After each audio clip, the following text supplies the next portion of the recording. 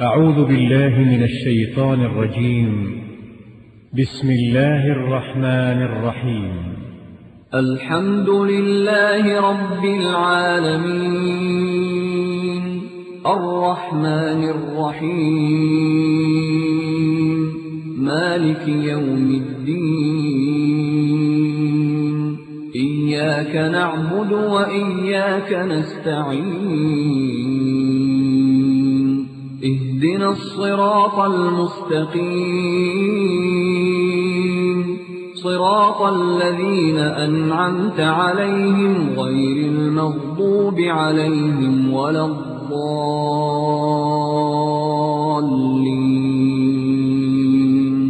بسم الله الرحمن الرحيم. ألف لام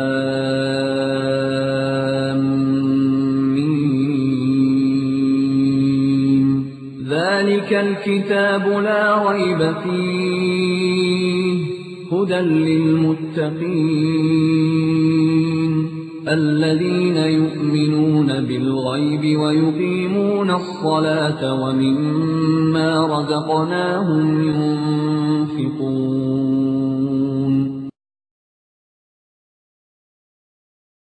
به نعمتك التي أنعمت بها علي وفضلتنی علی کثیر ممن خلقت تفضیلا.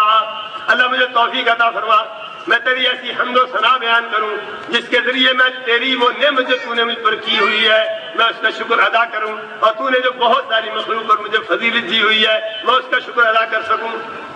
کہتے میں نے سوچا یار اندر جا کے دیکھنا چاہیے شخص پر اللہ کی کوئی خاص نعمت ہوگی جس کی وجہ سے یہ دعا کر رہا ہے. جا کے میں نے پوچھا، آدمی بیٹھا تھا، میں نے اس سے کہا افہم ام علم ام الہام الہم الیک، یہ دعا جو تم کر رہے ہو یہ کہیں حدیث میں پڑھی ہے؟ علم حدیث کو کہتے ہیں، عالم کہتے ہیں اس کو کہتے ہیں جو حدیث کا عالم ہوتا ہے، کتاب اللہ کا عالم ہوتا ہے. تو یہ علم ہے یا تیری اپنی سوچ سمجھ ہے یا اللہ کی طرف سے تیرے دل میں الہام ہوا ہے اتنی اچھی دعا کر رہا ہے؟ اور ساتھ یہ بھی بتا کہ وہ کون سی خاص نعمت ہے جو اللہ نے تجھ پر کی ہوئی ہے جس کی وجہ سے تو اللہ کا اتنا شکر ادا کر رہا ہے. اور حال یہ تھا کہ وہ آدمی جو یہ دعا کر رہا تھا اس کے ہاتھ بھی کام نہیں کرتے، اس کے پاؤں بھی کام نہیں کرتے، آنکھوں سے بھی نہ بیننا، کانوں سے بھی اونچا سنتا. راوی کہتا ہے اس کے وجود کا کوئی عضو بھی سلامت نہیں تھا، اور دعا یہ کر رہا ہے اللہ توفیق دے میں تیری اس نعمت کا شکر ادا کروں کہ تو نے مجھے عطا کر دیا. اللہ اکبر. ایک ہم ہے دنیا جہان کی نعمتیں، دنیا جہان کی نعمتیں اللہ نے دے رکھی ہیں، پھر مرو مرو کرتے رہتے ہیں ہر نہ شکریہ نہ شکریہ. جس سے پوچھو مر رہا ہے، کروڑوں کی فیکٹری لگائی ہوئی ہے. مولانا صاحب بتائیے مجبوری کی حالت میں بندہ سود لے سکتا ہے کہ سودی کاروبار کر سکتا؟ کیا مجبوری ہے دوسری فیکٹری لگانی؟ کیا بات ہے اس مجبوری کی؟ سیدنا رسول اللہ صلی اللہ علیہ وسلم کا ارشاد گرامی ہر مومن کے پلے بنا ہونا چاہیے. امام الانبیاء نے فرمایا من اصبح منکم آمنا فی سربه معافا فی جسده عنده قوت یومه فکانما حیزت له الدنیا بحذافیرها. اہل ایمان رسول اللہ کے دم بھرنے والوں دھیان سے سنو، رسالت معاف فرما رہے ہیں. تین باتیں فرمایا جو شخص اپنے گھر کے اندر امن و امان کی حالت میں صبح کرے، کوئی ڈر خوف نہ ہو، جیسے بڑی حالت اللہ کا شکر کوئی ڈر خوف نہ ہو، جسم تندرست ہو، کہیں کوئی پھوڑا پھنسی کوئی زخم کوئی نہیں ہے، ٹھیک ٹھاک ہے. اور تیسری بات ایک دن کی روٹی ہو کھانے کے لیے. وہ سمجھ رہا ہے کہ مولا کریم نے ساری کائنات کی نعمتیں اس کو دے رکھی. حضرت محمد رسول اللہ کوئی ہے اس پہ صابر شک، کوئی ہے اس پر عمل کرنے والا اور اللہ رب العزت کا شکر ادا کرنے والا. اور میں جسم کا کوئی حصہ تندرست نہیں ہے، آنکھیں بھی نہیں ہیں، کان بھی نہیں ہے، ہاتھ پاؤں بھی نہیں ہے، اور اللہ سے کہہ رہا ہے یا اللہ جو تو نے مجھے نعمتیں دے رکھی ہیں مجھے اس کے شکر کی توفیق عطا فرما. میں نے کہا اللہ کے بندے کوئی چیز سلامت نہیں ہے، کس پہ شکر ادا کر رہے ہو؟ کون سی نعمت ہے خاص؟ فرمانے لگے اللہ کے بندے یہ جو اللہ تعالیٰ نے زبان دے رکھی ہے جس میں اللہ کا ذکر ادا کر رہا ہوں، اس سے بڑی نعمت بھی ہے اس دنیا میں کوئی؟ ذکر الہی کی توفیق جس زبان سے میسر آ رہی ہے اس سے بڑی کوئی نعمت نہیں. سب سے عظیم تر نیکی جس زبان کے ذریعے کر رہا ہوں اس کے شکر کی توفیق مانگ رہا ہوں. اور ساتھ ہی کہنے لگا تم آ تو گئے ہو میرا ایک چھوٹا سا کام ہی کر لوں. میں نے کہا تیرا نہیں کرنا تو اور کس کا کرنا ہے، بتاؤ کیا کام. فرمانے لگے میرا ایک جوان سال بیٹا تھا، آپ کو میری حالت تو نظر آ رہی ہے، نہ میں کھانا کھا سکتا ہوں نہ میں وضو کر سکتا ہوں، کچھ نہیں کر سکتا. وہ مجھے کھانا کھلاتا تھا، وضو کراتا تھا، میں نماز پڑھ لیتا تھا وقت پر. وہ 3 دن ہو گئے کسی کام سے گیا ہے، واپس نہیں آیا. اگر مہربانی کرو تو کہیں تلاش کر کے اس کو دیا، ہو سکتا ہے راستہ بھی ہو. کہتے میں نکلا تلاش کے لیے، بڑی تلاش کی، بلاخر چلتے پھرتے تیلوں کے درمیان اس کی ہڈیوں کا ڈھانچہ مل گیا. درندوں نے اس کو کھا لیا. میں پریشان ہو گیا، کس منہ سے جا کے اتنے مجبور اور اتنے مصیبت زدہ آدمی کو اتنی تکلیف دے خبر کیسے جا کے. میں گیا، میں نے اپنے آپ کو بڑا سنبھالا، میں نے بڑی مثالیں دینا شروع کر دی. ایوب علیہ السلام کو جانتے ہو، اللہ نے ان کا کتنا شدید امتحان لیا تھا.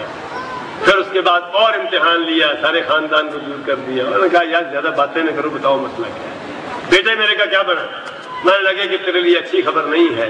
خبر یہ ہے کہ تیرے بیٹے کو درندوں نے کھا لیا ہے، اس کی ہڈیوں کا ڈھانچہ ملا ہے، وہ اللہ تعالیٰ کو پیارا ہو. فرمایا، کہنے لگے اللہ رب العزت کا شکر ہے کہ اس نے میرے بیٹے کو اپنی معصیت سے بچا لیا. اس پر اللہ کا شکر گزار ہوں کہ میرے بیٹے کو اللہ تعالیٰ نے اپنی نافرمانی سے بچا لیا، اپنے پاس ملا. تو میری اولاد میں سے کوئی ایسا نہیں ہوا جو اللہ کی نافرمانی کرنے والا ہو. اور لمبی سانس لی اور فوت. کہتے ہیں کہ میں اور پریشان ہو گیا کہ اب اس کو کیا کروں. اتنے میں کچھ اور آدمی آ گئے، منہ ڈھپا ہوا تھا، انہوں نے منہ سے کپڑا اٹھایا، کہنے لگے یہ تو ابو قلابہ ہے، حضرت ابن عباس کا لاڈلا شاگرد اور محدثین کا سرخیر اور بہت بڑا نیک اور صالح آدمی. اور پھر مل کے ہم نے اس کا جنازہ پڑھا، اسے دفن کیا. کہتے ہیں کہ رات کو مجھے خواب آئی، میں نے خواب میں دیکھا کہ وہ جنت میں ٹہل رہا ہے، 2 حلے بہترین پہنے ہوئے ہیں، پورا جسم تندرست ہے، کوئی بیماری نہیں. تو میں نے کہا یہ کیا، کل تو تم کس طرح تھے، آج کس طرح ہو گئے ہو.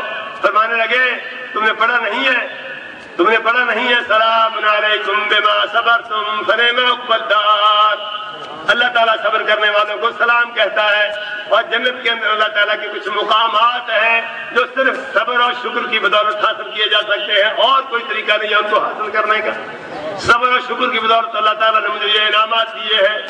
اللہ کی قسم محدثین کرام کی جماعت ایک ایسی جماعت ہے، اگر کسی نے راتوں کو مسجدوں کی رونقیں دیکھنی ہو تو محدثین کرام کی جماعت کو دیکھے. اگر کسی نے دل صاف دیکھنے ہو تو محدثین کرام کی جماعت کو دیکھے. اگر کسی نے کھرے معاملے دیکھنے ہو تو محدثین کرام کی جماعت کو دیکھے.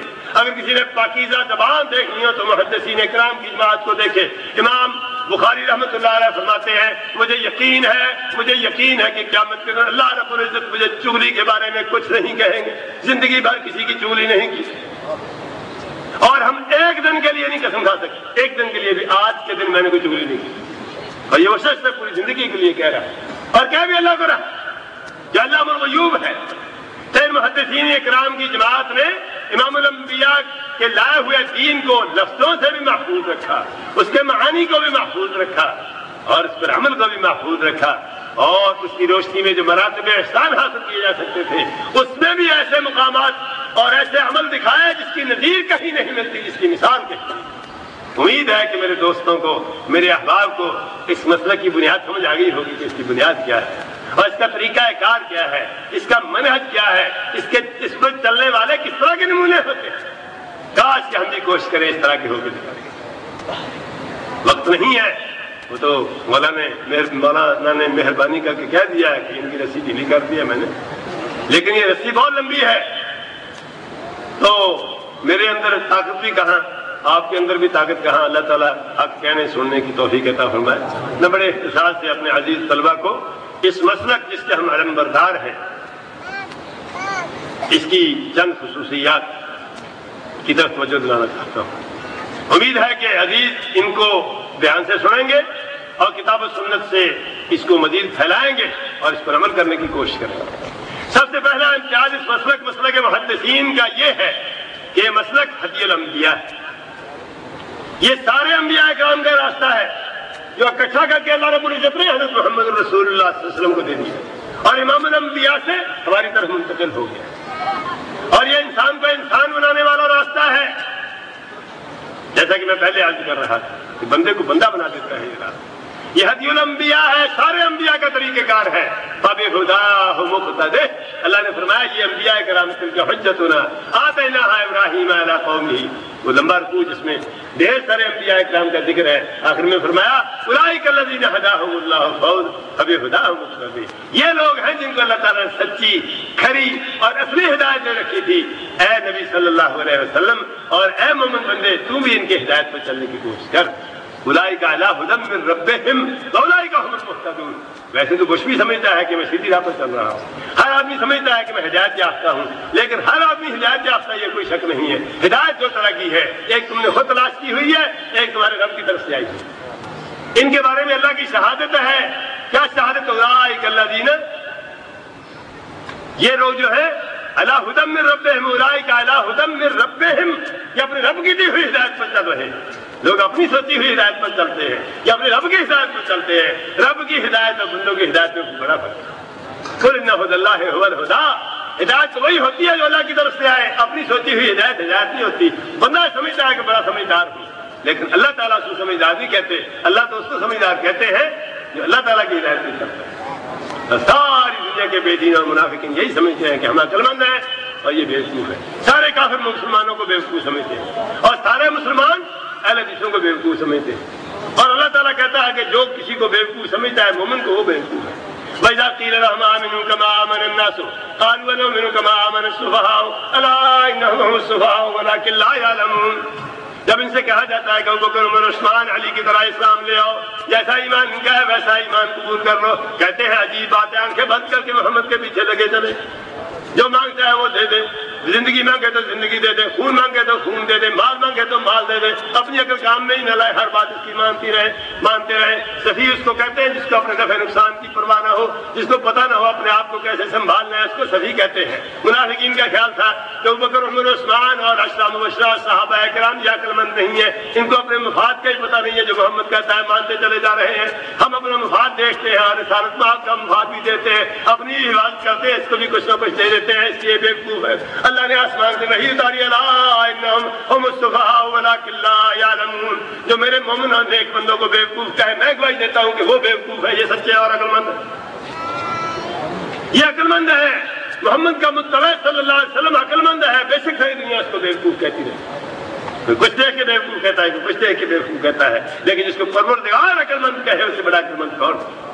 جس کو بیوقوف کہہ دے اس سے بڑا بیوقوف کون ہوگا؟ تو سب سے پہلی خصوصیت ہمارے مسلک کی یہ ہے کہ سارے انبیاء کرام کا دین ہے جس دین پر ہم چل رہے ہیں. اور اللہ رب العزت نے اس کو جمع کر کے قرآن کریم کے اندر حضرت محمد الرسول اللہ صلی اللہ علیہ وسلم کو دے دیا. آپ سے صحابہ کرام میں منتقل ہوا، صحابہ نے تابعین تک پہنچا دیا، تابعین سے سلسلہ وار ہم تک پہنچ گیا. جیسے آسمان سے اترا تھا ویسے ہی آج تک محفوظ ہے، ویسے ہی قیامت تک محفوظ رہے گا. اللہ ہمیں اس میں چلنے کی توفیق عطا فرمائے. آمین. یہ نوح علیہ السلام، ابراہیم علیہ السلام، موسیٰ علیہ السلام، عیسیٰ علیہ السلام، محمد الرسول اللہ صلی اللہ علیہ وسلم کا راستہ ہے جس راستے پر چل رہے ہیں. کاش کہ دنیا کو اس کی سمجھ آ جائے، ساری دنیا ہمارے ساتھ مل کے اس راستے پہ چلنا شروع کر دے. اللہ سب کو توفیق عطا فرمائے. دوسرا امتیاز اور خصوصیت مسلک کی یہ ہے کہ اس میں تسلیم و رضا ہے. اس میں تسلیم و رضا ہے، مانتے بھی ہیں اور دل سے مانتے ہیں، دل سے مانتے ہیں. یہ واحد قوم ہے، یہ واحد جماعت ہے جن کو اللہ اور اس کے رسول کا فیصلہ مل جائے تو پھر انگلی نہیں اٹھاتے، چونچرا نہیں کرتے، جو مولا کا حکم ہے اس کا عمل کرتے ہیں. فَلَا وَرَبِّكَ لَا يُؤْمِنُونَ حَتَّىٰ يُحَكِّمُوكَ فِي مَا شَجَرَ بَيْنَهُمْ ثُمَّ لَا يَجِدُوا فِي أَنفُسِهِمْ حَرَجًا مِّمَّا قَضَيْتَ وَيُسَلِّمُوا تَسْلِيمًا. نہ فیصلہ مانتے بھی ہیں، اس پر راضی بھی ہو جاتے ہیں، دل سے بھی مانتے ہیں، زبان سے بھی مانتے ہیں. یہ دین کا مقام ہی ایسا ہے، جب تک اس کو دل سے نہ مانا جائے اس وقت تک بات بنتی نہیں ہے. دنیا بھر کے نظام، دنیا بھر کے قانون کو اوپر سے مان لو، دل سے نہ مانو، کوئی دفعہ نہیں لگتی. یہ واحد دین ہے آسمان سے آنے والا، جب تک دل سے نہ مانا جائے اس وقت تک قابل قبول نہیں ہوتا. اشارے پہ رک جاؤ، اشارے پہ رک جاؤ، سرکار کو گاڑیاں دیتے رہو، پولیس کو گاڑیاں دیتے رہو، کوئی دفعہ نہیں لگتا. لیکن یہاں یہ بات نہیں ہے. لا تقدموا بين يدي الله ورسوله واتقوا الله ان الله سميع عليم. يا ايها الذين امنوا لا ترفعوا اصواتكم فوق صوت النبي ولا تجهروا له بالقول كجهر بعضكم لبعض ان تحبط اعمالكم وانتم لا تشعرون. نہ ان کی بولنے کی اجازت ہے، نہ دل کے اندر میل لانے کی گنجائش ہے. دل سے بھی مانو، اوپر سے بھی مانو، بات حق میں آئے تو بھی مانو، بات خلاف پڑے تو بھی مانو۔ یہ نہیں ہے کہ جو حدیث اپنے مطلب کی ہو تو موضوع بھی ہو تو ٹھیک، اور اپنے مطلب کی نہ ہو تو صحیح علم بھی آتی ہو تو اس کی بھی 50 تعویلیں کرتے ہیں۔ جمعے کی نماز، جمعے کا خطبہ ہو رہا ہو، خطبے کے دوران کوئی آدمی آ جائے، حضرت محمد رسول اللہ علیہ وسلم کی حدیث ہے، آپ نے کہا کہ 2 رکعتیں پڑھ لی ہیں، نگاہ نہیں پڑھی، اٹھو 2 رکعتیں پڑھو پھر بیٹھو۔ مسجد میں 2 رکعتیں پڑھے بغیر بیٹھنے کی اجازت ہے۔ خطبہ ہو رہا ہے، اتنے صحابہ اکرام سن رہے ہیں، نبی علیہ السلام بسر منبر فرما رہے ہیں، تو ہے گنجائش اس حدیث کو چھوڑنے کی، لیکن دوستوں نے اللہ تعالیٰ ان کی فقہ اور اجتہاد کے اندر برکت عطا فرمائے، اس حدیث کے 40 جواب دیے ہیں، مانی نہیں، 40 جواب دیے ہیں، لیکن ہیں سارے جواب تسلیم نہیں کی۔ فَلَا وَرَبِّكَ لَا يُؤْمِنُونَ حَتَّى يُحَكِّمُوكَ فِيمَا شَجَرَ بَيْنَهُمْ ثُمَّ لَا يَجِدُوا فِي أَنفُسِهِمْ حَرَجًا مِّمَّا قَضَيْتَ وَيُسَلِّمُوا تَسْلِيمًا۔ دل سے مان لو، حق میں ہو تو بھی مان لو، خلاف ہو تو بھی مان لو۔ خلاف ہو تو اس پہ خوش ہو جاؤ کہ مولا کریم نے مجھے غلطی سے بچا لیا ہے۔ انما كان قول المؤمنين اذا دعوا الى الله ورسوله ليحكم بينهم ان يقولوا سمعنا واطعنا اولئك هم المفلحون۔ مان لیا، حق میں ہے تو بھی مان لیا، خلاف ہے تو بھی مان لیا۔ یہ تیسری خصوصیت اس مسلک کی ادب و احترام ہے۔ جتنا ادب و احترام اللہ اور اس کے رسول کا، کتاب اللہ اور سنت رسول اللہ کا، صحابہ کرام کا، تابعین کا اس مسلک میں پایا جاتا ہے، اس کی مثال دنیا میں کہیں نہیں ہے۔ یہ واحد مسلک ہے جو اللہ اور اس کے رسول، کتاب اللہ سنت رسول اللہ کا صحیح معنوں کے اندر احترام کرتے ہیں، چوں نہیں کرتے کتاب اللہ آ جائے، سنت رسول اللہ آ جائے، کوئی گنجائش نہیں ہے بولنے کی، اور جو جیسے آیا ویسے مانتے ہیں۔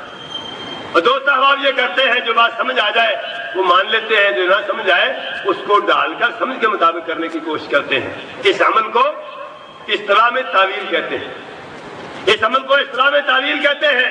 اللہ تعالیٰ کہتا ہے وَسِعَ كُرْسِيُّهُ السَّمَاوَاتِ وَالْأَرْضَ وَلَا يَئُودُهُ حِفْظُهُمَا وَهُوَ الْعَلِيُّ الْعَظِيمُ۔ اللہ کی کرسی نے آسمانوں اور زمینوں کو گھیرے میں لیا ہوا ہے، اللہ کی کرسی نے آسمانوں اور زمینوں کو گھیرے میں لیا ہوا ہے۔ اب بندے نے سوچا اتنے بڑے بڑے آسمان ہیں، اتنی بڑی زمین ہے، ہے بھی 7 آسمان، اتنی بڑی کرسی کہاں ہوگی جس نے آسمانوں اور زمینوں کو گھیرے میں لیا ہوا ہو؟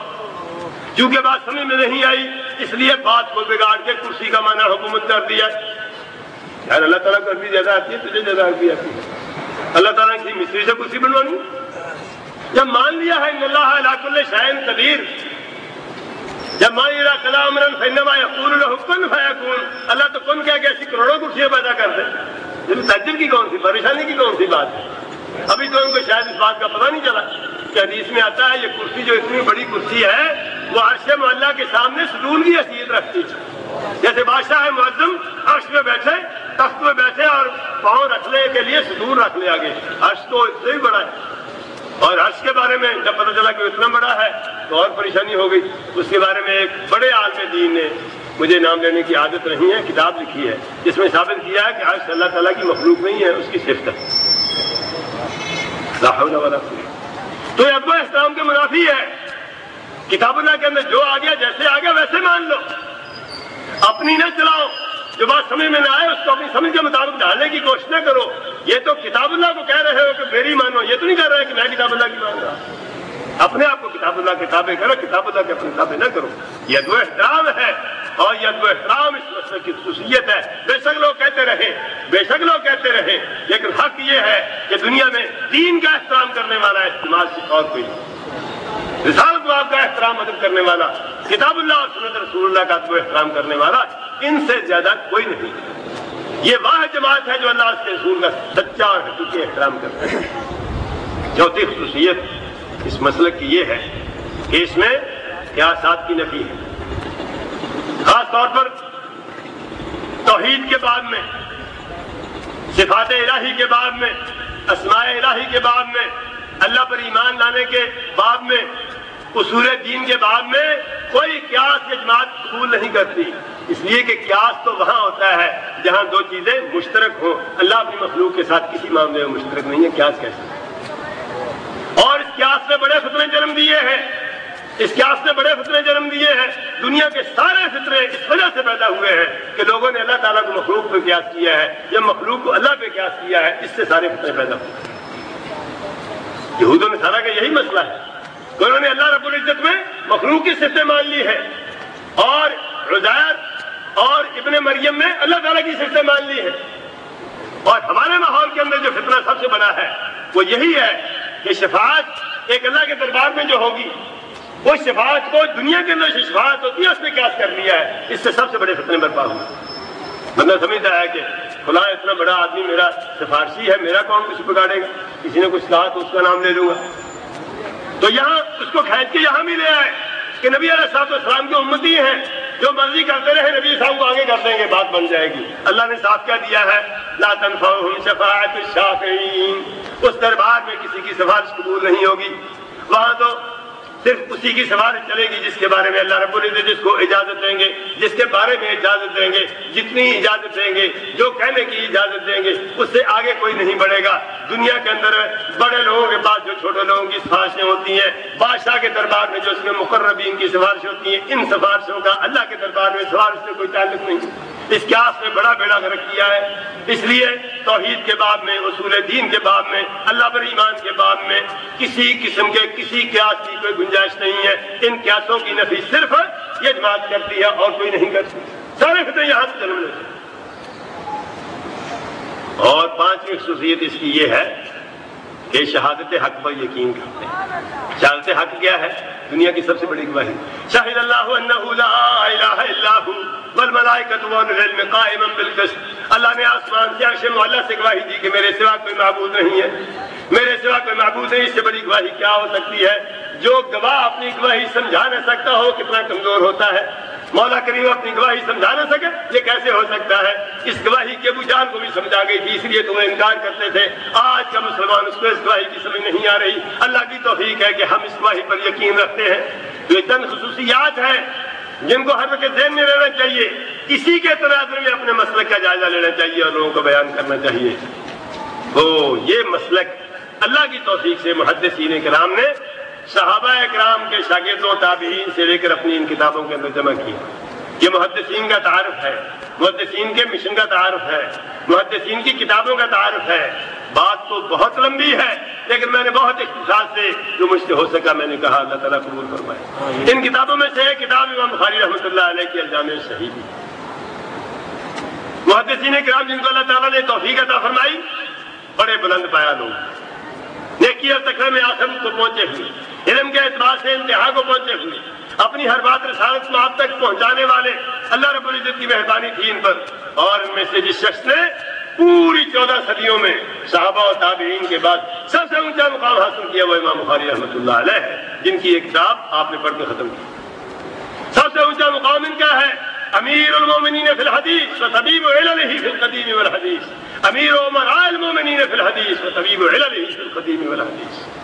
ساری دنیا کے اپنے دور کے ساری دنیا کے محدثین کے سامنے آتے تھے. امام مسلم کا نام کتنا اونچا ہے لیکن امام بخاری رحمۃ اللہ علیہ کے سامنے بچوں کی طرح سوال کرتے ہیں. امام ترمذی رحمۃ اللہ علیہ کا نام کتنا اونچا ہے، کتاب بھری پڑی ہے سالت محمد ابن اسماعیل، سالت محمد ابن اسماعیل. ساری کتاب امام بخاری سے پوچھ پوچھ کے لکھی. کتاب العلم ساری امام بخاری سے پوچھ پوچھ کے لکھی. کیا مقام و مرتبہ ہے اور کتنے دل صاف ہے. نہیں سوچا کہ میں بھی اتنے بلند مرتبے پر ہوں، اتنی عظیم الشان کتاب لکھ رہا ہوں، لوگ کیا کہیں گے کہ اس نے امام بخاری سے پوچھ پوچھ کے لکھی. کوئی پرواہ نہیں ہے اس بات کی. اور ادھر بھی یہی معاملہ ہے، ادھر بھی یہی معاملہ ہے. پوری 14 صدیوں میں سب سے اونچے مقام پر فائز انسان اس اپنے شاگرد سے بھی حدیث روایت کرتا ہے. اور ہمارا یہ حال ہے کہ ایک دفعہ مدرسے سے پگڑی مل جائے پھر کسی سے پوچھ لیں سواری پیدا نہیں ہوتا، حد تک ہو جاتی ہے، تو بےعزتی ہو جاتی ہے. امام بخاری رحمۃ اللہ علیہ وہ آدمی ہے جس سے سیکھا جا سکتا تو اس سے سیکھا.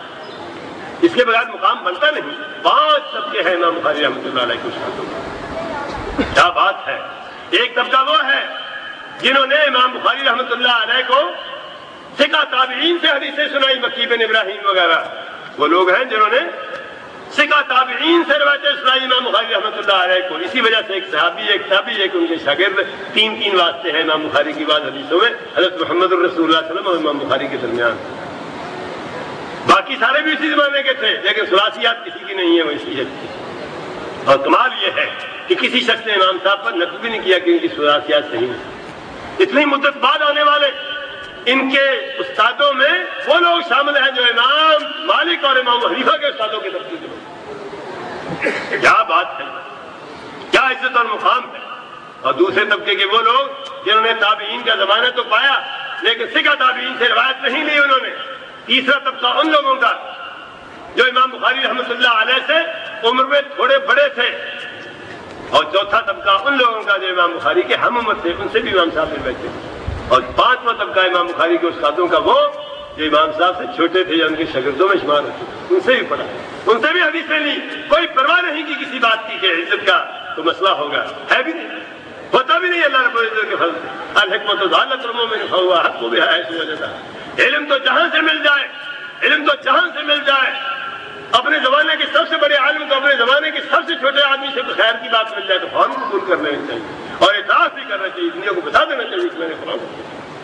ہم تو علم کے چور ہیں، کہیں سے سیکھتے ہیں اپنے نام سے بیان کرتے ہیں. اللہ تعالیٰ توفیق خیر عطا فرمائے. تو امام بخاری رحمۃ اللہ علیہ کی کتاب جیسے امام بخاری ایک نمبر پر ہے ویسے امام بخاری رحمۃ اللہ علیہ کی کتاب بھی ایک نمبر پر. اس کی وجہ یہ ہے کہ اس کی خصوصیات ہے جو کسی اور کتاب میں نہیں پائی جاتی. بڑی بڑی خصوصیات امام بخاری رحمۃ اللہ علیہ کی اس کتاب کی، صحیح بخاری کی سب سے بڑی خصوصیت یہ ہے کہ اصح الکتب بعد کتاب اللہ، اصح الکتب بعد کتاب اللہ، کہ صحت کا ایک معیار قائم کیا، تحقیق کا ایک معیار قائم کیا، پھر اس معیار سے ذرا بھر نہیں ہٹے. کوئی ایک حدیث بھی ایسی نہیں لائے جو اپنے معیار پر پوری نہ ہو. ہمارا تو مسئلہ یہ ہے کہ آدھے گھنٹے کی تقریر کرنی ہوتی ہے، لوگوں سے واہ سننے کے لیے موضوع حدیثیں بیان کرنا شروع کر دیتے ہیں، صبر نہیں ہوتا. اور اس سے پوری امت کے لیے کتاب لکھی اور ایک حدیث بھی اپنے معیار سچ سے نیچے والی نہیں ہے.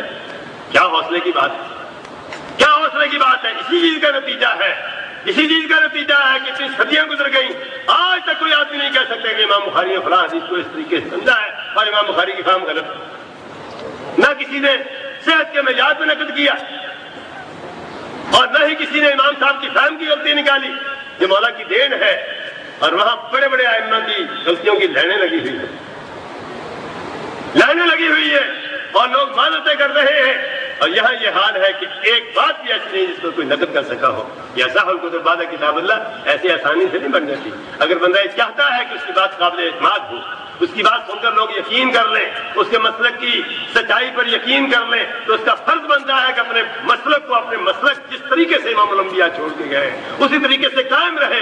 گھنٹے کی تقریر کرنی پڑے، 10 گھنٹے کی کرنی پڑے، 20 سال تک کسی مسجد میں جمعہ پڑھانا پڑے، ایک بات بھی امام الانبیاء کی طرف جھوٹی منسوخ نہ کرے تو بات بنے گی. بات نہیں بات اپنی تقریریں گھمانے کے لیے مسلک کا بیڑا گرک کرتے ہیں انسان. یہ کہاں کی دہرائی ہمارے لیے اسوہ ہے، ہمارے لیے نمونہ ہے امام بخاری رحمۃ اللہ علیہ. محدثین کرام نے اس طریقے سے معیار قائم کیا ہوا ہے، انسانوں کو تول کے رکھا ہوا ہے، جن سے روایتیں لینی ان کو تول کے رکھا ہوا ہے. یہ اوثق الناس ہوتا ہے، یہ ثقۃ ہوتا ہے، یہ ثقۃ ثبت ہوتا ہے، یہ صدوق ہوتا ہے، اور یہ مقارب الحدیث ہوتا ہے، یہ یحتج بالحدیث ہی ہوتا ہے، یہ صدوق انشاءاللہ ہوتا ہے. ایک ایک آدمی کو ترازو میں تولا ہوا ہے، اس کی بات سے پتہ چل جاتا ہے یہ کس آدمی کا وزن، کتنے وزن کا آدمی ہے، اسی حساب سے اس کی حدیث لے کے رکھتے ہیں. اور جہاں تک امام بخاری رحمۃ اللہ علیہ کا تعلق ہے، ان کے استادوں کے اس اعتبار سے بھی 5 طبقے کیے گئے ہیں. اپنے دور کی جو بڑی بڑی جامعات اور بڑی بڑی یونیورسٹیاں تھیں، جو ظاہر نام تھے ائمہ حدیث کے، لیکن حقیقت میں وہ مدارس تھے. امام زہری دیکھنے میں ایک نام ہے لیکن یہ بندے کا نام نہیں ہے، یہ مدرسے کا نام ہے. جیسے ہمارے ہندوستان میں میاں نذیر حسین محدث صاحب رحمۃ اللہ علیہ، دیکھنے میں تو ایک بندے کا نام ہے لیکن یہ بندے کا نام نہیں ہے، ایک مدرسہ حدیث کا نام ہے جس نے 1000 شاگرد ایسا پیدا کیا ہے جو بڑے اور کبار علماء میں شمار ہے. امام مالک بن انس دیکھنے میں ایک نام ہے لیکن ایک بہت بڑا مدرسہ ہے، مکتبہ فکر ہے. امام قتادہ ایک بہت بڑا مدرسہ ہے، عامش ایک بڑا مدرسہ ہے، نافع ایک بڑا مدرسہ ہے. یہ مدارس ہیں اپنے دور کے تابعین کے زمانے کے جو بڑے مدارس ہیں 5-7، ان میں سے جو لوگ فارغ ہوتے تھے ان کی 5 کیٹیگریاں ہوتی تھی. فرسٹ آ رہا ہے، سیکنڈ آ رہا ہے، تھرڈ آ رہا ہے، 5 درجے. ان میں سے جو پہلے درجے کے پوری زندگی میں جو مدارس میں فارغ ہونے والے ہمیشہ پہلے درجے پر رہے، ان کی حدیث ساری لی ہے امام بخاری رحمۃ اللہ علیہ نے. دوسرے درجے کے رواج سے انتخاب کیا ہے، استیاب نہیں کیا. عرب حیران ہوں گے، اہل علم موجود ہیں. امام اوزاعی بہت بڑا نام ہے، لوگ امام کہتے ہیں امام لیث بن سعد بہت بڑا نام ہے، لوگ امام کہتے ہیں، لیکن امام بخاری رحمۃ اللہ علیہ کے دربار میں آتے ہیں دوسرے درجے کے راوی، پہلے درجے کے امام مالک بن انس جیسے لوگ۔ کیا بات ہے، کتنا معیار ہے صحت کا! صرف ایک آدمی جس سے حدیث لینی ہے، جس سے رسول اللہ صلی اللہ علیہ وسلم کا فرمان سننا ہے، اس کو جانچنے کے لیے امام حازمی رحمۃ اللہ علیہ فرماتے ہیں نہ شرط صحیح ہے ان یکون اسنادہ متصلا، ان یکون اسنادہ متصلا۔ امام بخاری جس حدیث کو صحیح کہتے ہیں، محدثین کی باقی شرطیں قبول ہیں، اس میں مستدل امام بخاری رحمۃ اللہ علیہ کا اپنا ایک معیار ہے کہ اس کی سند متصل ہو۔ وان یکون راوی ہے مسلما صادقا غیر مدلس ولا مختلط متصفا بصفات العدالت ضابطا متحفظا سلیم الذہن قلیل الوہم سلیم الاعتقاد۔ پوری 10 شرطیں ہیں صرف ایک آدمی کو جانچنے کے لیے، اس لیے کہ اسے حدیث رسول سن۔ ہم تو دیکھتے ہیں کہ مولوی ذرا تنخواہ تھوڑی لے لیتا ہے، اس کو کھڑا جو مرضی کرتا رہے کوئی پرواہ نہیں، سستا ہونا چاہیے۔ تو یہاں یہ حال ہے کہ ایک حدیث سننے کے لیے اتنا بڑا معیار، کیسے انسان کو جانچ کرتے ہیں، اور محدثین کی شرطوں پر مستداد ان کی شرطیں ہیں۔ اور کمال یہ ہے، خود فرماتے ہیں كتبت عن 1080 نفسا، میں نے 1080 استادوں سے حدیثیں لی۔ امام بخاری رحمۃ اللہ علیہ کے استاد 1080 استاد۔ آج کا دور نہیں یہ کہتا میں نے 5-7 مدرسے کے سارے استادوں سے پڑھ لیا، مجھے پڑھنے کی کیا ضرورت۔ 1080 استادوں سے حدیثیں لی، 1080 استادوں سے پڑھا، اور فرمایا سب کے سب حدیث کے عالم، اور ساتھ یہ بتایا کہ 1080 سارے کے سارے، ان میں سے ایک بھی ایسا نہیں ہے جو ایمان و قول و عمل ان کا قائل ہے، کسی مرجی سے کوئی حدیث نہیں۔ ایمان کا جو معیار اللہ اس کے رسول نے قائم کیا، جو محدث اس معیار کو مانتا ہے اس سے روایت بھی ہے اور کسی سے میں نے روایت نہیں۔ یہ امتیاز بھی اس مسلک کا ہے۔ ان کے نزدیک ایمان تب ہوتا ہے جب دل میں یقین ہو، زبان سے اقرار ہو، ہاتھ پاؤں سے عمل ہو، تینوں چیزیں اکٹھی ہوں تو ایمان بنتا ہے۔ اس کے بغیر مسلک اہل حدیث کے لوگ ایمان کو ایمان نہیں مانتے، باقی سارے مان لیتے ہیں۔ دل میں یقین ہو جائے تو کام چل جاتا ہے، زبان سے بات نکل جائے تھوڑی بات بن جاتی ہے۔ یہ بڑا جھگڑا ہے ہمارا ان کے ساتھ۔ تو کتنا بڑا معیار ہے، اس معیار کو قائم رکھنے کی وجہ سے اللہ تعالیٰ نے یہ مقام عطا فرمایا کہ صحیح الکتب میں بعد کتاب اللہ الجامع سے۔ اور پھر دوسری خصوصیت اس کتاب کی یہ ہے کہ کسی اور کتاب کو شاید ہی حاصل ہو کہ جامع، اور جامع بھی دو اعتبار سے ہے۔ ایک علوم دین کی قسمیں کی گئی ہے، احادیث کی قسمیں کی گئی ہے زندگی کے شعبوں کے مطابق۔ ابواب تو بہت زیادہ ہیں، وہ صحیح بخاری 97 کتابوں کا مجموعہ ہے، دیکھنے میں ایک کتاب ہے لیکن اس کے اندر 97 کتابیں ہیں، اور ان 97 کتابوں کو محدثین نے خلاصے کے طور پر 8 علوم میں شمار کیا۔ عقائد ہوں، ایمانیات ہوں، عبادات ہوں، احکام ہوں، آداب ہوں، اخلاق ہوں، سیرت رسول کا بیان ہو، مناقب و فضائل کا بیان ہو، فتنے ان کا بیان ہو، اس سے نکلنے کا بیان ہو، قیامت کا بیان ہو، کتاب التفسیر ہو، کتاب التوحید ہو۔ یہ 8-10 خلاصے کے طور پر علوم ہیں۔ جس کتاب کے اندر سارے علوم جمع ہوں وہ کتاب جامع کہلاتی ہے محدثین کے نزدیک، اور امام بخاری رحمۃ اللہ علیہ کی یہ کتاب جامع کہلاتی ہے، آپ سب جانتے ہیں، اس کو الجامع صحیح کہتے ہیں۔ اس کے اندر سارے علوم جمع ہیں، اور اس اعتبار سے بھی جامع ہے کہ انہوں نے اس جامعیت کو ہر اعتبار سے ثابت کیا ہے۔ ایک تو کتاب اللہ، سنت رسول اللہ، آثار صحابہ و تابعین۔ اس مسئلے کو پکڑتے ہیں، اس کی دلیل کتاب اللہ سے دیتے ہیں، اسی کی دلیل سنت رسول اللہ سے دیتے ہیں، پھر اسی کی دلیل آثار صحابہ و تابعین سے دیتے ہیں۔ اللہ تو اللہ ہے، اس کی بات کے کیا کہیں۔ رسول اللہ علیہ وسلم کا بھی یہی مقام و مرتبہ، صحابہ اکرام اور تابعین کے اقوال ذکر کرنے سے اطمینان ہو جاتا ہے کہ امام الانبیاء کی وفات کے بعد یہ حکم منسوخ نہیں۔ تو دین کو سمجھنے والا اس گروہ سے بڑھ کر بھی کوئی ہو، اتنا ادراک اور اس قدر احساس، اتنا شعور کسی اور کو میسر ہوگا تو صحیح بخاری 2 اعتبار سے جامع ہے۔ تمام علوم بھی موجود ہیں، تمام شعبہ ہے زندگی کے لیے تعلیمات بھی موجود ہے، کتاب اللہ، سنت رسول اللہ، آثار صحابہ و تابعین کا خلاصہ بھی موجود ہے۔ پہلے تو بڑی دور کی بات ہے امام بخاری رحمۃ اللہ علیہ کے بعد بھی کچھ 100 حدیثوں کی کتاب اس کی نقل میں نہیں آج تک لکھی۔ اگر ہم کہتے ہیں کہ امام بخاری آیت من آیات اللہ سے، اللہ کی نشانیوں میں سے ایک نشانی تھی، اس میں کون سے مبالغے کی بات ہے؟ تو تیسری خصوصیت صحیح بخاری کی یہ ہے کہ اس کے اندر تکرار ہے، کہ ایک حدیث کو بار بار لاتے ہیں اور ہر بار اس سے استدلال کرتے ہیں، ہر بار سے نیا مسئلہ غور کرتے رہتے ہیں کہ اس سے اور کیا ہدایت ملتی ہے، اور کیا ہدایت ملتی ہے۔ بندہ اللہ کی قسم پوری زندگی ایک آیت کو پڑھتا رہے تو ہر روز اس کو اس آیت سے کوئی نہ کوئی نیا نور ملتا رہے۔ یہی معاملہ احادیث رسول کا، کسی حدیث کو آپ بار بار پڑھیں گے، ہر بار نیا نور ملے گا آپ کو حدیث رسول صلی اللہ علیہ وسلم سے، پڑھ کے تو دیکھیں۔ اسی نور کی وجہ سے محدثین اس کے گھائل اور قائل۔ امام بخاری رحمۃ اللہ علیہ کی اس کتاب کی ایک خصوصیت یہ ہے کہ اس میں تکرار ہے، بار بار آتی ہے، اور ایک اس کی خصوصیت ہے کہ اس میں تکرار نہیں ہے، یہ بھی خصوصیت متضاد۔ وہ اس اعتبار سے کہ کسی ایک حدیث کو بھی امام بخاری من و عن سند و متن کے ساتھ ایک ہی سند ایک ہی متن کے ساتھ دو بار کبھی پوری کتاب میں نہیں ہے۔ کہیں عن اور حدثنا کا فرق ہوگا، کہیں کوئی اور مسئلہ ہوگا، کہیں وہ یہ حدیث تو آپ کے سامنے ہے احمد بن اشکاب والی، یہ 3 جگہ آئی ہے، تینوں جگہ الگ الگ ہے۔ میرے پاس وقت نہیں ہے ورنہ میں آپ کو اس کا فرق واضح کروں۔ کوئی ایک حدیث بھی من وعن متن سندنا کٹھی نہیں لائے، بلکہ بعض نسخوں کے اندر ہے۔ کتاب الحج کے اندر امام بخاری کا ایک اور منقول ہے، یزاد فی ھذا الباب حدیث مالک عن ابن شہاب ولکنی لا اريد ان ادخل مرجعا۔ یہاں مالک عن ابن شہاب حدیث پڑھ لی جائے، اس بات سے اس کا تعلق ہے۔ میری مجبوری یہ ہے کہ میں کوئی حدیث 2 دفعہ نہیں لاتا اس کتاب کے، تکرار بھی ہے، عدم تکرار بھی ہے۔ اور ایک بڑی بہت بڑی 5ویں خصوصیت اس کی یہ ہے کہ اس میں سورۃ الواقع ہے، یعنی جس زمانے میں امام صاحب جی رہے تھے اس زمانے کا کوئی مسئلہ نہیں ہے جو امام صاحب نے اس کے اندر حل نہ کر دیا ہو کتاب اللہ سنت رسول اللہ کی۔ آج کا مسئلہ ہے جس کے حاملین کے فرض ہے کہ ان کے ماحول کے اندر کوئی مسئلہ ایسا نہیں ہونا چاہیے جس کی لوگوں کو ضرورت اور حاجت ہو دین کے اعتبار سے، اور مسلک محدثین کے حاملین کے پاس اس کا جواب نہیں۔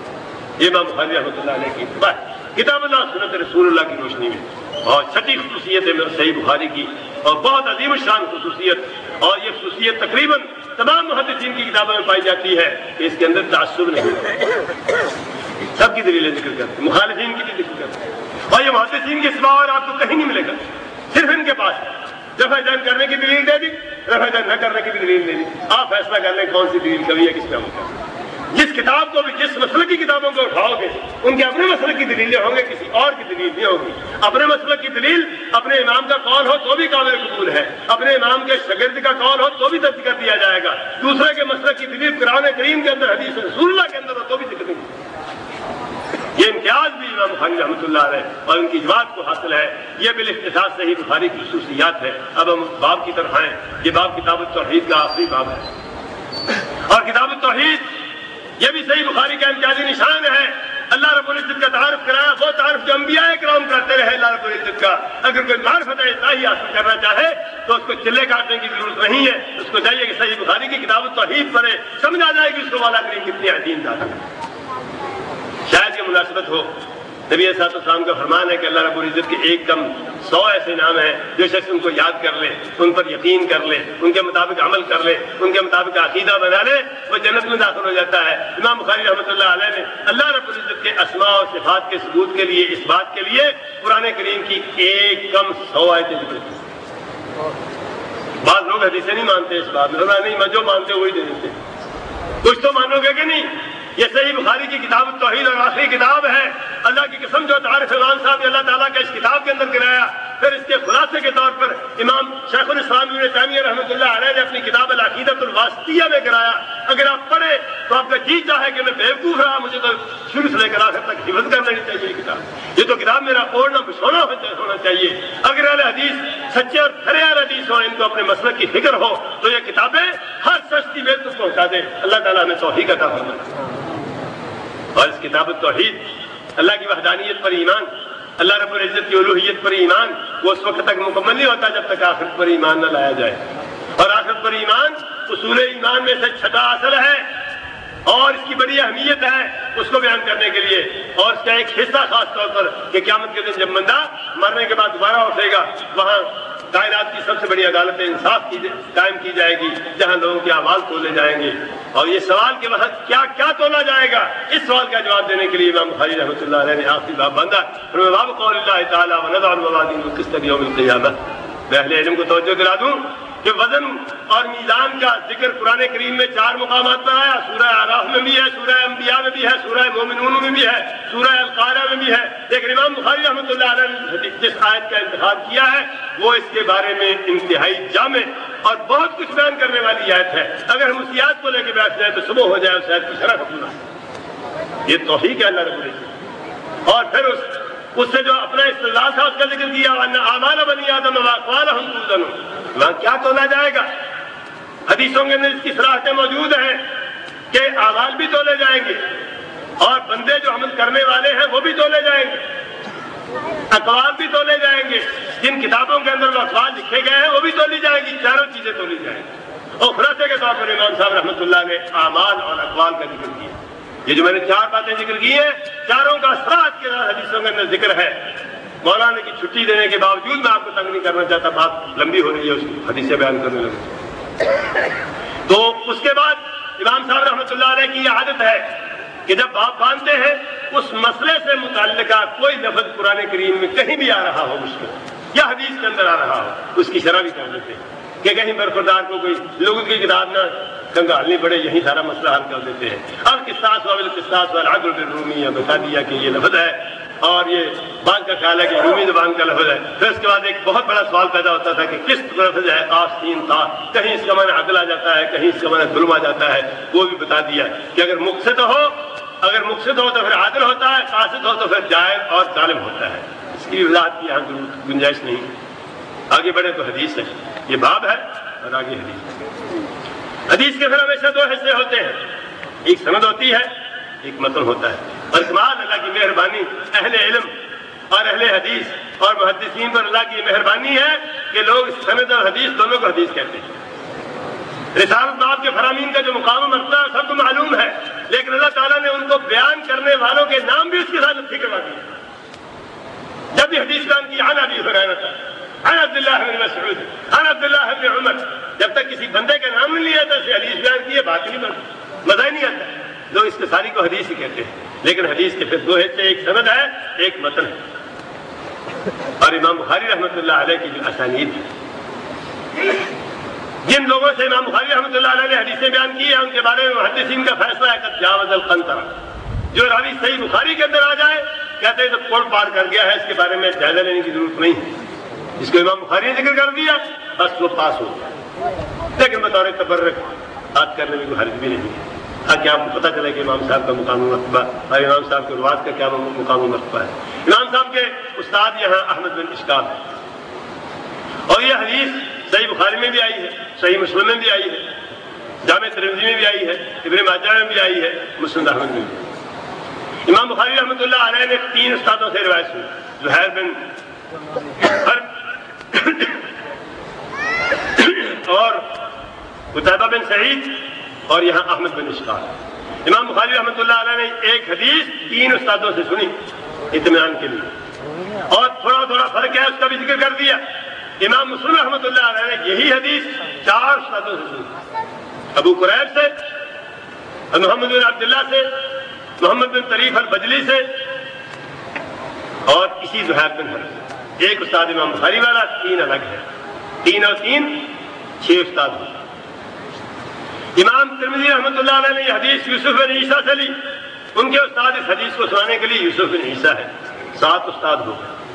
امام ابن ماجہ رحمۃ اللہ علیہ کے اس حدیث کو سنانے والے 2 استاد ہیں، ابو بشر اور علی بن محمد، 9 استاد ہو گئے.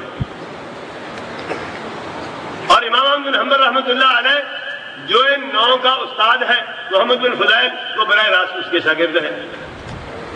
دار و مدار گویا کہ 10 شاگرد ہیں، 1 استاد، پوری کلاس ہے بخاری، 10 شاگرد، 1 استاد، 1 حدیث، اور اس کے بعد اس کے راوی ایک ایک چلے جاتے ہیں.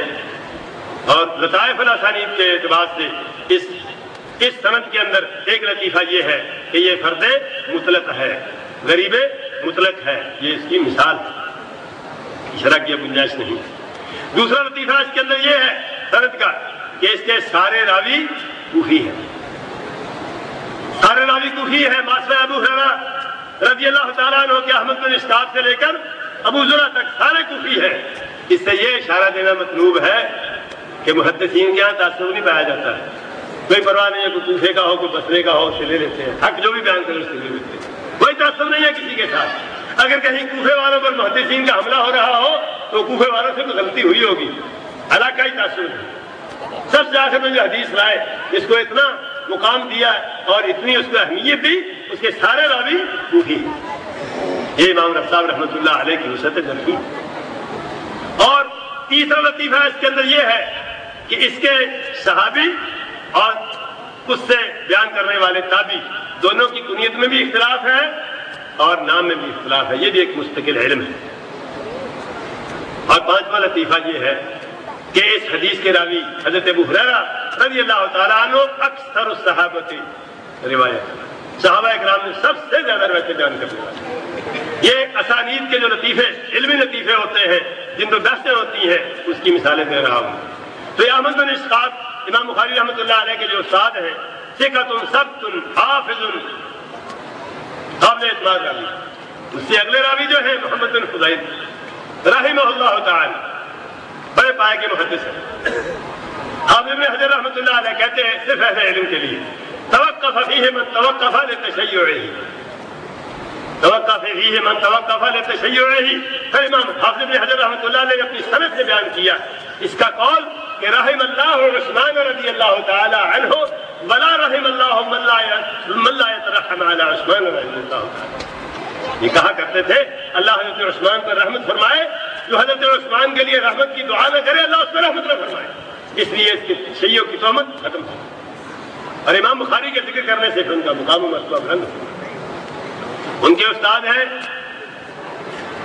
عمارہ بن کاکا، یہ بھی محمد بن فضیل بھی کوفی، عمارہ بھی کوفی، اور وہ بھی حافظ ہے، حجت ہے، ثقہ ہے، اور وہ بیان کے امام بخاری رحمۃ اللہ علیہ نے تاریخ الکبیر میں، امام ترمذی رحمۃ اللہ علیہ نے کتاب العلم میں ذکر کیا اپنی سند کے ساتھ کہ مجھے زہیر بن حرب نے ذکر کیا، زہیر بن حرب نے جریر بن عبد الحمید سے ذکر کیا، جریر بن عبد الحمید کہتے ہیں مجھے عمارہ بن کاکا نے کہا کہ مجھے ابراہیم نخعی نے ایک بار کہا تھا اذا حدثتنی فحدثنی عن ابی زرعہ، حدیثیں بیان کرنی ہوتی ہے تو ابو زرعہ کی حدیثیں بیان کیا کرو۔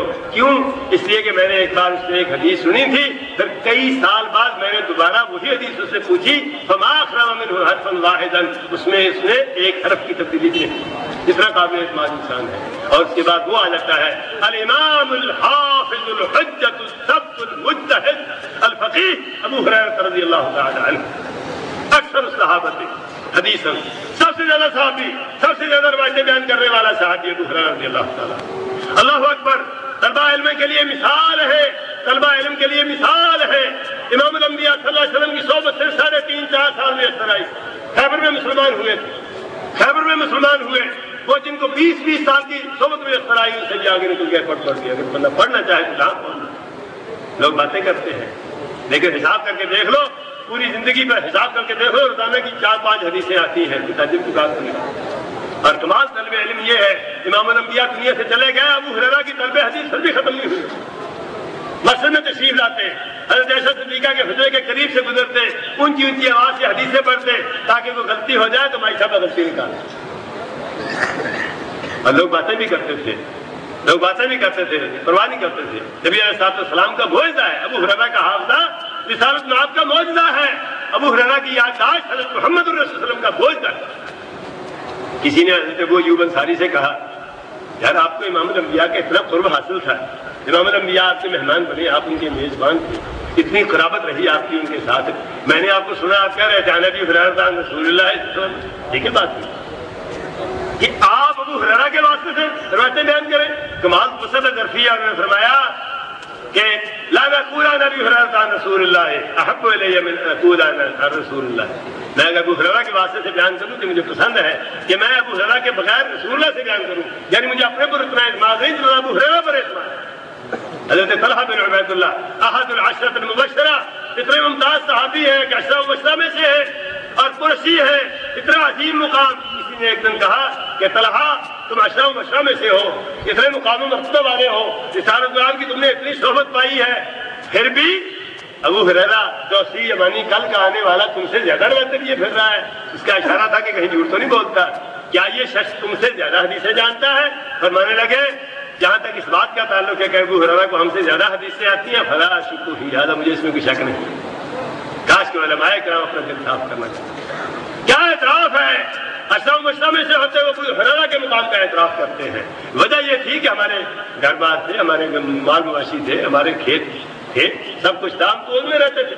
صبح شام امام الانبیاء کے پاس آتے کوئی کال حدیث مل جاتی تھی. یہ وہ شخص ہے جو پیٹ کے لیے 2 لقمے مل جاتے تھے امام الانبیاء کے پیچھے رہتے. خود فرماتے ہیں امام حسین رحمۃ اللہ رضی اللہ تعالیٰ عشت یتیما حاجت مسکینا، عشت یتیما حاجت مسکینا، كنت اجیرا لبسرة بنت غزوان على طعام بطني وعقبة رجلي اهدو لهم اذا ركبوا احتطب لهم اذا نزلوا، فزوجنيها الله سبحانه وتعالى وهذه هي امرأتي الآن، فالحمد لله الذي جعل فينا تماما وابا هريرة اماما.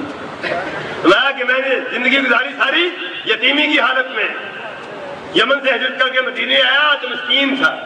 بسرا بنت غزوان ایک عورت تھی، اس کا میں نوکر اور مزدور تھا. تنخواہ کیا تھی؟ 2 لقمے کے مل جاتے تھے کھانے کے لیے، اور کبھی کبھی وہ گدا دیتے تھے سواری کے لیے کہ تم بھی 2-4 قدم سواری کر دو، بس یہ تنخواہ. اور اللہ کی مہربانی یہ کام میں کیا کرتا تھا؟ جب وہ چلتے تھے تو میں ان کے اونٹوں کی خودی پڑتا تھا، گانے گاتا تھا تاکہ اونٹ چلتے رہے. اور جب پڑاؤ ڈالتے تھے تو میں اندر اکٹھا کرتا تھا ان کا. یہ ابو ہریرہ ہے رضی اللہ تعالیٰ. اور فرماتے ہیں کہ اللہ نے مہربانی کی، وہی عورت جس کا میں غلام اور نوکر تھا، جس کا میں مزدور تھا، اس کو اللہ تعالیٰ نے میرے نکاح میں دے دیا. آج وہ میری بیوی ہے. سب تعریف استاد کے لیے ہے جس نے دین کو ذریعہ روزگار بنا دیا، روٹی پانی کا ذریعہ بنا دیا، اور ابو ہریرہ کو امام بنا دیا. کیا برکتیں ہیں دین کی. ابو ہریرہ گورنر رہے ہیں. گورنر بھی بلوچستان کے یا سندھ سرحد کے نہیں. آج جیسے پاکستان میں پنجاب کی حیثیت ہے، اس کے گورنر کی دور ذرا دوسری ہوتی ہے. اس زمانے میں سارے صوبوں کا سب سے بڑا سب سے اہم صوبہ مدینہ منورہ تھا. ابو ہریرہ مدینہ کے گورنر رہے. اور کمال یہ ہے کہ گورنر ہوتے ہوئے بھی لکڑیوں کا گٹھا سر پہ رکھا ہوتا اور طبیعت کے اندر مذاق بڑا تھا. کہتے تھے وسعوا الطریق لامامکم وسعوا الطریق لامیرکم. گورنر آ رہا ہے، راستہ تو دے دو اس کو کم از کم. کیا تواضع ہے میرے بھائیوں. ابو ہریرہ مدینے کے گورنر، لیکن ان کی شہرت گورنری سے نہیں ہوئی، حدیث بیان کرنے سے ہوئی ہے. گورنری حدیث کے مقابلے میں کوئی حیثیت نہیں ہے. اللہ کی قسم ایک حدیث کا راوی ہونا 1000 صوبے کے گورنر ہونے سے اللہ تعالیٰ کاش کہ کسی کو اس بات کا احساس ہو. یہ ابو ہریرہ ہے راوی اس حدیث کے. اس کے بعد حدیث آ جاتی ہے قال النبی صلی اللہ علیہ وسلم کلمتان حبیبتان الی الرحمن خفیفتان علی اللسان ثقیلتان فی المیزان سبحان اللہ وبحمدہ سبحان اللہ العظیم. مولانا پچھتا رہے ہوں گے کہ میں نے رسیدی لکھا کی غلطی کی. پچھتانا ہی ہوتا ہے، پچھتانا بھی ہوتا ہی. تو میں ابھی جو کچھ کہہ رہا ہوں اس میں سے ہر ایک سٹیپ سے دوسرے سٹیپ پہ جاتے ہوئے راستے میں 5-7 سٹیپ چھوڑ کے بڑھ رہا ہوں. اللہ کے رسول کی حدیثیں اور ان کتابوں کے اندر جو محدثین نے جمع کیا ہے یہ بہت کھلا ذخیرہ ہے. تو اس حدیث کے پھر 2 حصے ہیں. متن حدیث کے پھر 2 حصے ہیں، ایک مبتدا اور دوسرا خبر، یا پہلے خبر پھر مبتدا، دونوں امکان ہیں. کلمتان حبیبتان الی الرحمن خفیفتان علی اللسان مبتدا ہو سکتا ہے، سبحان اللہ وبحمدہ سبحان اللہ العظیم خبر بھی ہو سکتی ہے. پہلے خبر اور بعد میں مبتدا بھی ہو سکتا ہے. کلمہ یہاں کلام کے معنی میں ہے اور یہ کثیر الاستعمال ہے. کتاب اللہ میں بھی استعمال ہوا ہے. کلا انہا کلمۃ هو قائل رب ارجعون لعلی اعمل صالحا فیما ترکت کلا انہا کلمۃ هو قائل. پوری تقریر ہے، اس کو اللہ تعالیٰ نے کلمے سے تعبیر کیا ہے، یعنی کلام کو بھی کلمہ کہتے ہیں. آپ نے پڑھا ہوگا عرفی میں کلام لفظ مفید کاستقم اسم وفعل ثم حرف الکلم واحدہ کلمۃ والقول عام وکلمۃ بها کلام التم. تو کلمے کو کلام اور کلام کو کلمہ کہا جاتا ہے. دور قدیم میں بھی کہا جاتا تھا، کتاب اللہ میں بھی استعمال ہوا ہے، سنت رسول اللہ میں بھی استعمال ہوتا ہے. آپ سب جانتے ہیں لا الہ الا اللہ محمد رسول اللہ کو کلمہ اخلاص کہتے ہیں، حالانکہ یہ کلام ہے. اور دور جدید کا حال تو یہ ہے کہ کہتے ہیں کہ فلان صاحب اپنا کلمہ ڈالیں گے اور وہ کلمہ پوری 6 صفحے کی تقریر ہوتی ہے. قدیم جدید ہر لغت کے اندر کلام کو کلمہ کہا جاتا ہے. یہاں بھی کلمہ کلام کے معنی میں ہے. حبیبتان الی الرحمن، حبیب فعیل بمعنی فاعل ہے، بمعنی فاعل ہے، اگلی دونوں بمعنی مفعول ہے. تو اس کے بعد ہے سبحان اللہ وبحمدہ سبحان اللہ العظیم. سبحان اللہ وہ مصدر ہے جس کا فعل محذوف ہوتا ہے. 2 ہو سکتے ہیں، انزہ اللہ سبحانہ وتعالی. اگر یہ ہو تو مصدر اپنے مفعول کی طرف مضاف ہے.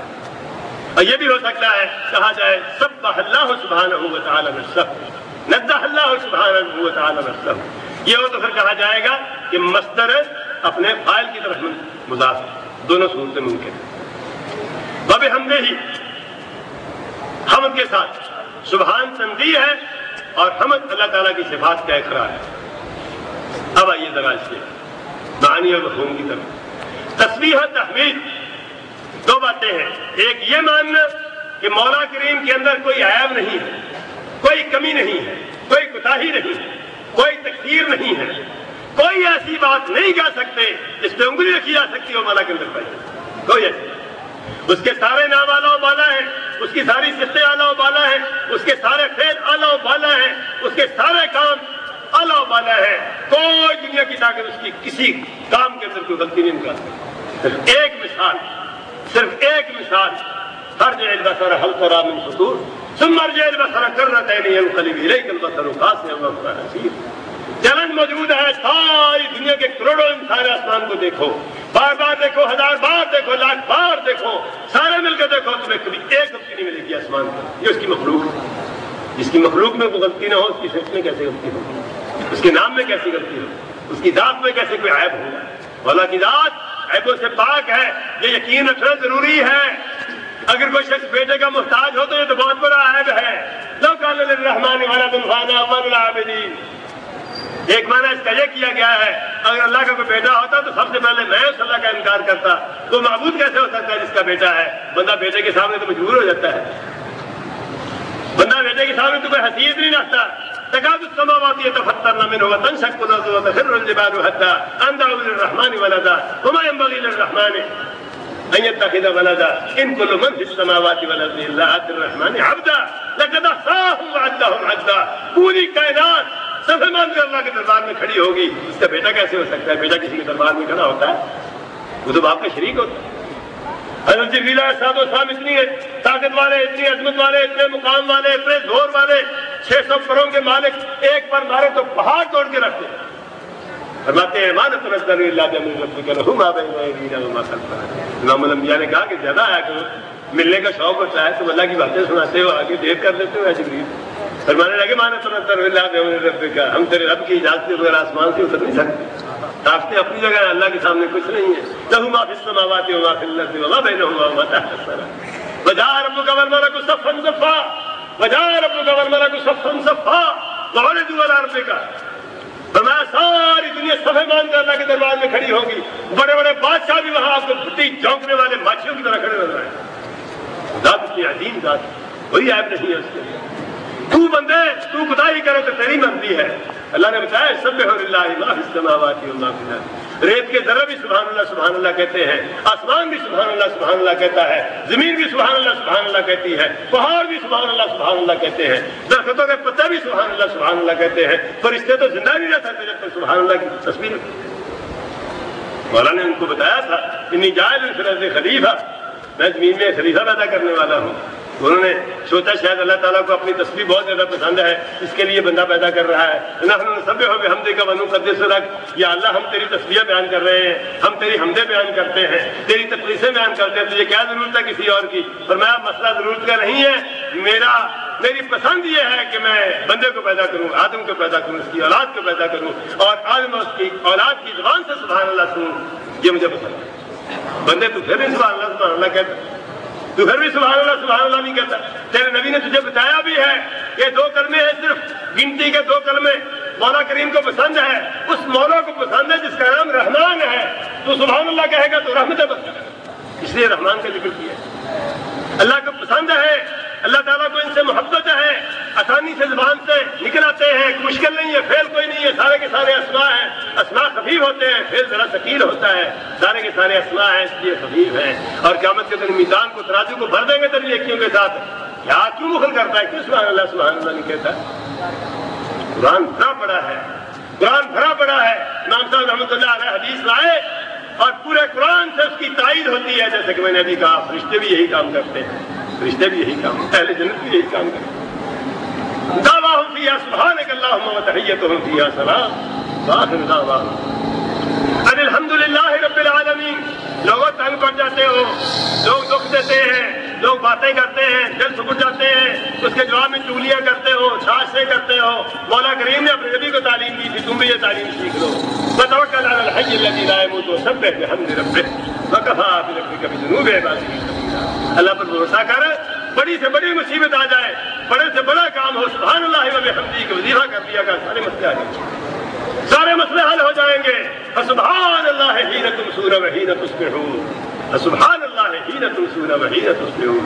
صبح بھی سبحان اللہ ہو رہی ہے، شام بھی سبحان اللہ ہو رہی ہے، اور دوپہر کو بھی سبحان اللہ ہو رہی ہے، اور ہونی چاہیے. یا ایھا الذین آمنوا اذکروا اللہ ذکرا کثیرا وسبحوہ بکرۃ واصیلا. اہل ایمان، اگر تم نے اپنا ایمان مضبوط اور پختہ اور مکمل کرنا ہے تو ذکر الہی میں مشغول رہا کرو، اور صبح و شام سبحان اللہ کی تسبیح نکالا کرو، سبحان اللہ کہا کرو، سارے مسئلے حل ہو جائیں گے. وَلَقَدْ نَعْلَمُ أَنَّكَ يَضِيقُ صَدْرُكَ بِمَا يَقُولُونَ فَسَبِّحْ بِحَمْدِ رَبِّكَ وَكُن مِّنَ السَّاجِدِينَ. وَاعْبُدْ رَبَّكَ حَتَّىٰ يَأْتِيَكَ الْيَقِينُ. ہمیں پتہ ہے محمد صلی اللہ علیہ وسلم تیرا سینہ تنگ ہو رہا ہے، تیرے دل کو تکلیف ہو رہی ہے. جو عتبہ شیبہ اور ابو جہل باتیں کرتے ہیں، دکھ دینے کی کوشش کرتے ہیں، ان کے دکھ کو مٹانے، دل کو مضبوط کرنے کا طریقہ یہ ہے کہ صبح و شام سبحان اللہ الحمدللہ کہا کر، اور یہ سلسلہ موت تک جاری رہنا چاہیے، موت تک یہ سلسلہ جاری رہنا چاہیے. وَاصْبِرْ عَلَىٰ مَا يَقُولُونَ وَسَبِّحْ بِحَمْدِ رَبِّكَ حِينَ تَقُومُ وَمِنَ اللَّيْلِ فَسَبِّحْهُ وَأَدْبَارَ السُّجُودِ. وَاصْبِرْ لِحُكْمِ رَبِّكَ فَإِنَّكَ بِأَعْيُنِنَا فَسَبِّحْ بِحَمْدِ رَبِّكَ حِينَ تَقُومُ وَمِنَ اللَّيْلِ فَسَبِّحْهُ وَأَدْبَارَ النُّجُومِ. اللہ تعالیٰ امام الانبیاء کو سکھا رہے ہیں، جب بھی کوئی تکلیف آئے سبحان اللہ و بحمدہ کہہ دیا کر، سارے مسئلے حل ہو جائیں. خوشی میں اس طرح ہے، خوشی پر کنٹرول کرنے کے لیے بھی یہی کام ہے. بڑی عظیم تسبیح ہے، اللہ تعالیٰ کا عرش اٹھانے والے فرشتے جو ہیں وہ بھی یہی تسبیح ہے. بندے تجھے امام الانبیاء نے اتنی عظیم شان تعلیم دے دی، جو تعلیم اللہ تعالیٰ نے اپنے فرشتوں کو دے رکھی ہے. الذين يحملون العرش ومن حوله يسبحون بحمد ربهم ويؤمنون به ويستغفرون للذين آمنوا ربنا وسعت كل شيء رحمة وعلما وترى الملائكة حافين من حول العرش يسبحون بحمد ربهم وقضي بينهم بالحق وقيل الحمد لله رب العالمين. بڑی سے بڑی خوشی نصیب ہو جائے. امام الانبیاء کا ایک وہ منظر ذہن میں رکھو کہ اکیلے انبیاء امام الانبیاء ہیں، ساتھ ابو بکر صدیق ہے، بلال ہے، خدیجہ الکبریٰ ہے، اور کوئی نہیں ہے. کتنی چھوٹی پارٹی ہے. اس وقت کیا حکم ہے؟ اس وقت کیا حکم ہے؟ چھپے ہوئے ہیں، کفار مکہ جرأت مند ہیں، توہین کرتے ہیں. اس وقت کیا حکم ہے اس مصیبت سے نکلنے کے لیے؟ سبحان اللہ الحمدللہ کی. اور پھر دوسرا وقت آ گیا ہے، دوسرا وقت آ گیا ہے. کل تک کہ 2-3 کی پارٹی تھی، آج یہ حال ہو گیا ہے کہ لاکھ صحابہ کرام یدخلون فی دین اللہ افواجا. اللہ نے حکم دیا اذا جاء نصر اللہ والفتح فرأیت الناس یدخلون فی دین اللہ افواجا فسبح بحمد ربک واستغفرہ انہ کان توابا. بڑے سے بڑا دکھ آئے تو سبحان اللہ الحمدللہ، بڑے سے بڑی خوشی نصیب ہو تو سبحان اللہ الحمدللہ. اللہ تکاد السماوات یتفطرن من فوقہن والملائکۃ یسبحون بحمد ربہم. اگر فرشتہ سبحان اللہ الحمدللہ کا ورد نہ کریں تو خطرہ ہے کہیں آسمان نہ گر پڑے. اتنی زوردار تسبیح ہے میرے بھائی، کاش کہ ہمیں نصیب ہو جائے. عن ابی ہریرہ رضی اللہ تعالی عنہ قال قال رسول اللہ صلی اللہ علیہ وسلم من قال فی اليوم 100 مرۃ سبحان اللہ وبحمدہ حطت خطایاہ وان کانت مثل نبض البحر. لوگوں جو شخص ایک دن میں 100 بار سبحان اللہ وبحمدہ کی تسبیح نکال لے، اس کے گناہ سمندر کی جھاگ کے برابر ہو تو بھی اللہ صاف کر دیتا ہے. کتنا چھوٹا عمل ہے، اتنی بڑی جزا ہے. اللہ کے فضل سے تم متبعین سنت ہو. اگر میں پوچھ لوں کہ تم میں سے کون ہے جو روزانہ وظیفہ کرتا ہو، کیا جواب ملے گا؟ ان اللہ ہی پڑھ سکتا. اتنی سی چھوٹی سی سنت جس سے اتنا اجر ملنے والا، اور کوئی بھی اس کو مداومت نہ کرتا ہو، کوئی بھی سنت کو ادا نہ کرتا ہو. کہیں سے کوئی ایسا وظیفہ مل جائے جس میں تنخواہ سے میں اضافہ ہونے کا امکان ہو تو بے شک جتنا بھی الٹا سیدھا ہو بڑی پابندی سے کرنے کے لیے تیار ہو جاتے ہیں. جس وظیفے سے مولا راضی ہوتا ہے اس کی تو پرواہ نہیں ہوتی. حضرت محمد رسول اللہ صلی اللہ علیہ وسلم حضرت ابو ذر سے کہا، اے ابو ذر کیا میں تجھے اللہ رب العزت کے سب سے پسندیدہ کلمے سکھاؤں؟ میں اخبرنی یا رسول اللہ احب الکلام الی اللہ. بات ہی میٹھی تھی، دہرائی. اللہ کے رسول ہو، اللہ کے پسندیدہ کلمے سکھا دو. اور احب الکلام الی اللہ انت سبحان اللہ وبحمدہ. اللہ کو سب سے زیادہ پسند یہ ہے کہ تو سبحان اللہ وبحمدہ کہے. سبحان اللہ و بحمدہ کہیں اللہ کو سب سے زیادہ پسند ہے۔ عن ابی ہریرہ رضی اللہ تعالیٰ عنہ قال قال رسول اللہ صلی اللہ علیہ وسلم لا نقول سبحان اللہ والحمد للہ ولا الہ الا اللہ واللہ اکبر احب الی مما طلعت علیہ الشمس۔ مجھے یہ کلمے کہنا نصیب ہو جائے، یہ کلمے کہنا نصیب ہو جائے، اور دوسری طرف پوری دنیا مجھے مل جائے، میں دنیا چھوڑ دوں یہ کلمے کہہ لوں، اس لیے کہ یہ کلمے مجھے اللہ کے اتنا قریب کر دیتے ہیں کہ ساری دنیا اس کے مقابلے میں کوئی حیثیت ہی نہیں ہے کسی چیز کی۔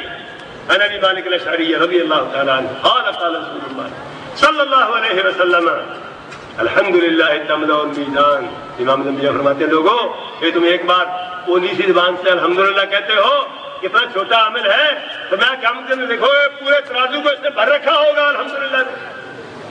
تو سبحان اللہ والحمدللہ تملأ ما بین السماوات والارض، اور انہوں کو سبحان اللہ والحمدللہ کہہ لیں تو آسمان زمین کے درمیان جو تمہیں فضا نظر آتی ہے ساری نیکیوں سے بھر جاتی ہے۔ یہی میں کہہ رہا تھا بدانا من اللہ ما لم یکن من یعمل۔ بندہ کہے گا میں نے سبحان اللہ والحمدللہ کہا تھا، یہ تو اتنا بڑا عمل نہیں، اتنی بڑی نیکیاں کہاں سے آ گئی؟ بات یہ ہے کہ بندے کے پاس کمائی کے لیے 2-4 سال ہے، کمائی کے لیے 2-4-10-20 سال ہے، اور یہ اندوختہ جمع کیا ہوا مال جس کو استعمال کرنا کھانا پینا ہے وہ کروڑوں برس کی زندگی ہے۔ اللہ بڑھائے گا تو بات بنے گی، اس سے بڑھائے نہیں بات بن سکتی۔ اور اس کو بڑھانے کے لیے کتاب التوحید ہے، مولا پر یقین اور اعتماد ہے، کتاب اللہ سنت رسول اللہ پر اعتماد ہے، اللہ اس کے رسول کی محبت ہے۔ جتنا ایمان بڑھتا جائے گا، جتنی محبت بڑھتی جائے گی، وہیں پر جتنا اعتماد بڑھتا جائے گا، بندے تیرے عملوں کے اندر اضافہ ہوتا چلا جائے گا اور تیرے عمل بڑھتے ہی چلے جائیں گے۔ اللہ رب العزت توفیق عطا فرمائے کہ وہ توحید اپنائے جو سارے انبیاء کی توحید، جو محمد الرسول صلی اللہ علیہ وسلم کی توحید تھی، ابوبکر عمر عثمان کی توحید تھی، موسیٰ عیسیٰ نوح اور ابراہیم علیہ السلام کی توحید تھی، جس کا تعارف امام بخاری رحمۃ اللہ علیہ نے کتاب توحید کے اندر دلایا ہے۔ یہ توحید میسر آئے تو بات بنتی ہے۔ دنیا کے اندر 2 قسم کی توحیدیں ہیں، دنیا کے اندر 2 قسم کے اللہ رب العزت کے متعلق بیانات ہیں۔ ایک وہ بیان ہے جو اللہ تعالیٰ انکار کرتا ہے کہ تعالی اللہ عما یشرکون، میں اس سے بہت بلند ہوں، جو میرے وصف لوگ بیان کرتے ہیں ان کے منہ میں سے مارتا ہوں، وہ وصف نہیں بیان کرتے، میری توہین کرتے ہیں۔ ایک وہ اوصاف ہے جو موسیٰ عیسیٰ ابراہیم اور محمد الرسول صلی اللہ علیہ وسلم کے بیان کیے ہیں، وہ وصف کو بیان کرتے اللہ کی طرف سے سلامتی اور توفیق۔ اس لیے اللہ رب العزت نے جو کہا ہے ہماری دعا ہے کہ اللہ ہمیں اس کا مصداق بنائے۔ سبحان ربک رب العزت عما یصفون۔ اللہ پاک ہے، اللہ اعلیٰ و بالا ہے ان اوصاف سے جو لوگ اللہ کا بیان کرتے ہیں۔ وسلام علی المرسلین، رسولوں نے جو اوصاف بیان کیے ہیں ان کی وجہ سے اللہ کی طرف سے رسولوں پر سلام۔ الحمدللہ رب العالمین۔ سب سے بڑا وصف یہ ہے کہ کائنات کی ساری تعریفیں مولا کریم کے لیے ہے، اس لیے ہم بھی وہی کہتے ہیں جس کی وجہ سے انبیاء اکرام کو مقامات ملے۔ سبحان ربک رب العزت عما یصفون وسلام علی المرسلین والحمد للہ رب العالمین۔ السلام علیکم ورحمۃ اللہ وبرکاتہ۔